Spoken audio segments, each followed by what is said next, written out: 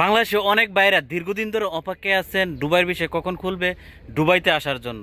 অনেকেরই স্বপ্ন থাকে দুবাইতে এসে কাজ করে নিজের জীবনকে প্রতিষ্ঠিত করার জন্য, ওই 165 তলা বুরুজ খলিফা দেখার জন্য, বড় বড় বিল্ডিং দেখার জন্য। এর মধ্যে বাংলাদেশের অনেক অনলাইন এবং টেলিভিশনে সংবাদ প্রচার হয়েছে যে জানুয়ারি ফেব্রুয়ারিতে বাংলাদেশিদের জন্য শ্রমবাজার খুলে দেওয়া হচ্ছে সংযুক্ত আরব আমিরাতে।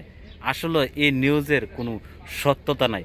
প্রত্যেক বছরে নতুন বছর আসলেই বাংলাদেশের বিভিন্ন অনলাইন এবং টেলিভিশনের সংবাদ প্রচার হয় বড় হেডলাইন করে যে বাংলাদেশিদের জন্য সংযুক্ত আরব আমিরাতে শ্রমবাজার খুলে দেওয়া হচ্ছে।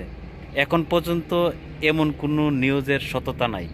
এই দেশের ভিসা বাংলাদেশিদের জন্য কখন খুলে দেওয়া হবে এটা একমাত্র এই দেশের সরকার ছাড়া কেউ বলতে পারবে না।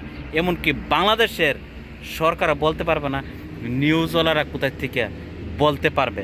তাই যারা এসব নিউজ দেখে বুকে স্বপ্ন বাইন্দা দালালের পিছিয়ে ঘোরাঘুরি করতেছেন টাকা পয়সা নিয়ে, অনেকে আবার টাকা পয়সা জমা দিয়ে দিয়েছেন, বাইরে এরকম ভুল করতে যায়েন না, কইরা নিজের জীবনটাকে ধ্বংস করেন না।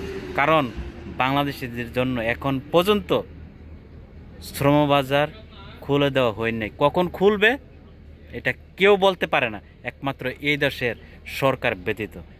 তাই কেউ এমন ভুল করবেন না, টাকা পয়সা নিয়ে দালালের পিছিয়ে ছুটাছুটি করবেন না। আমার ভিডিওটা যদি ভালো লেগে থাকে, অন্যের উপকারে আসে মনে করেন, তাহলে প্লিজ ভিডিওটা একটা লাইক করবেন, শেয়ার করবেন অন্যদেরকেও সচেতন করার জন্য।